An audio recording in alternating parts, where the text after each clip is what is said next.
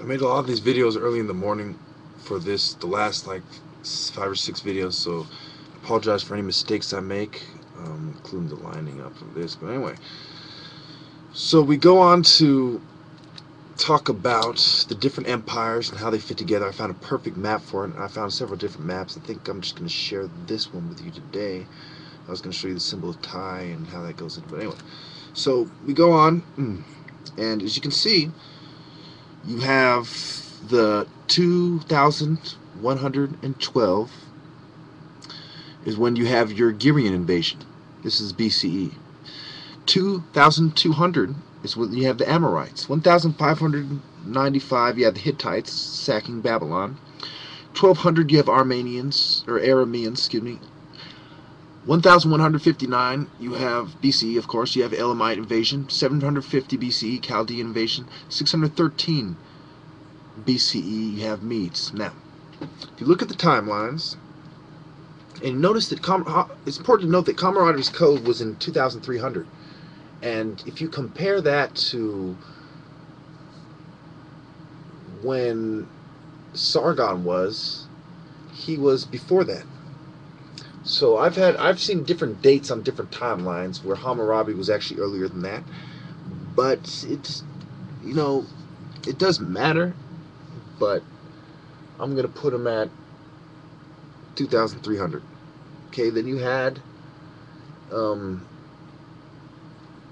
Marduk is referenced, of course, in the Hammurabi Code. Remember, if you look at the let's start with the Babylonians. Keep it simple, because obviously you had the Sumerians first, the Ubaid culture, Uruk, etc., and then Sumerian states, and then you have Sargon in his inscription. He's talking about the black-headed people of Sumer and how he managed to rule over them. And so you have Babylon and the Akkadians, Sargon's period, right, when he unites the two lands. And then you have the Amorites and you have the Kassites. So that when the Kassites are ruling Babylon in this period, there's a lot of correspondence with Egypt that's been found. It's also important to note that when we're talking about the Assyrians, they also had a dynasty in Babylon. I don't know why it's not on this list, but they also were ruling there for a while. And the Persians, there's a lot of correspondence found between the Syrians, the Persians, Assyrians, Babylonians, and Egypt, as well. There's inscriptions of Amenhotep IV. As we go on to talk about how the different empires work together, and how I found a claim where this guy said the Hyksos was from the Arabian desert, and that they're a Semitic tribe. This seems to be the popular opinion of the Hyksos. I agree. And I'm not sure how dark their skin were, but I suppose it's fair to say that they're light-skinned due to, when I look at the inscriptions on the pyramid text, it appears that they probably were light-skinned people. And they invaded Egypt in the 15th dynasty. So anyway, as we go on to talk about also the Hittites, the Battle of Kadesh, the Hittites, the Egyptians with the Hittites, of course. And so, that plays into the timeline and where the Hittites sacked Babylon as well. So,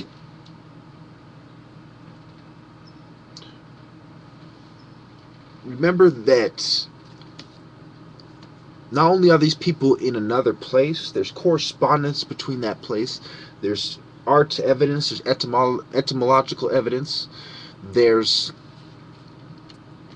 anthropological evidence. Paleontologists have dug up quite a bit of anthropological evidence. There's evidence in the form of weapons and tools. So we talk about the Babylonian gods like Bel, and we talk about Nineveh, Nanar, Utu, the different gods that were African gods that went to Babylon that I referenced in my first video, I believe it was. And you look at how the Akkadians had their part. There's Akkad, and how they united it, Sargon, and how the Assyrians are above them, the Persians to the right, the Arabian desert below them. And then you have the Caspian Sea, the the Persian Gulf, and the Red Sea. Okay? So all these things are important to note. It's also important to note that the people on both sides of the Red Sea had contact with each other, and they were capable of conspiring with each other to figure out what is going on.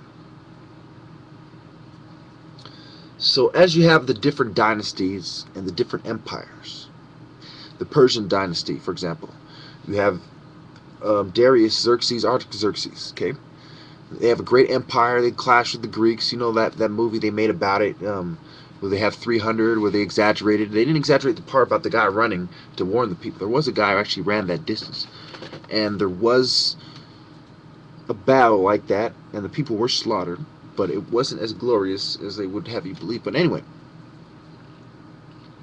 also it downplays the Persians' capability. They were stretched out. They had to worry about resources, but they could have taken over Greece at that point if they chose that path. Not saying the Greeks weren't great fighters. They, of course, had great armies. You know, the Spartans were ready to fight. And if we look at, of course, you know, like when the Vikings invaded England, there was many great battles fought in Europe, and it plays into history, but it plays in history later. If you realize that the Europeans were already there, they were these nomadic tribes. The people who took the greatest part of history were the Africans, and the Akkadians were closely related to the Africans. And there were certain tribes that mixed more with the black people. Let's say that Hyksos mixed a lot with the Africans, and that's why you got the Arabs, for example. Okay, let's say that is an example. So, how much time I got? I got about 3 minutes left. Okay. So remember, Abraham was born in Chaldea in Ur, and the Chaldeans are over here in 606, right? And that's when they have their empire in Babylon. But they're also present in Babylon before that. They're present all the way, pretty much all the way back, as far as it goes. Also, it's important to notice that around 500 BCE, you had the captivity of Judah by the Babylonians. And remember, there was several destructions of the temples being destroyed. Remember, Rome doesn't fall till 476 AD. So when you have the temples, all the damage they did, you know, all the damage that was done by Trajan, Hadrian, and Constantine, and you know, he did a lot of good too. There was a lot of damage done. And so when we talk about, you know, we go back to the Olympic Games in 776 BCE, for example. What are these based on? These are based on Babylonian and Egyptian competitions. Chariot races, horse races. Well, why are they doing this? Because the people on the Red Sea, on both sides, they shared a similar culture, and they traded goods a lot. So this is part when I say that there was a certain element of friendly trade, and then there was the white people coming in and fighting with all the Arabs on the way in, and then fighting with the Africans, and that wasn't friendly. And there was the Persians and the Assyrians. If you look at the map, I don't know how well it shows up on this thing, but over here is the Assyrians, right? They're coming down, and they're fighting with people over here. They're fighting. They invade Babylon. They sack Babylon, okay? The Hittites, they're over here. They're fighting with the Battle of Kadesh. When the Egyptians come up and fight with them, they're fighting there. They invade Babylon in 1595 BCE. And if you look at Akkad, they unite Babylon right here. See, all the way down to Uruk, upper lower Mesopotamia. And then Babylon becomes a great empire, and they build the Tower of Babel, etc. They have the Persians. They come all the way across here. They're fighting their way through here, all the way. By the time they get on the map to Greece, they've fought their way through quite a bit of armies. And their army is stretched thin. The resources are stretched thin. And they're trying to build their empire before they can match. So they're at a point in their attack where they weren't consolidated enough. Their infrastructure wasn't built up enough, or they would have advanced into Greece. So I'm going to stop it there.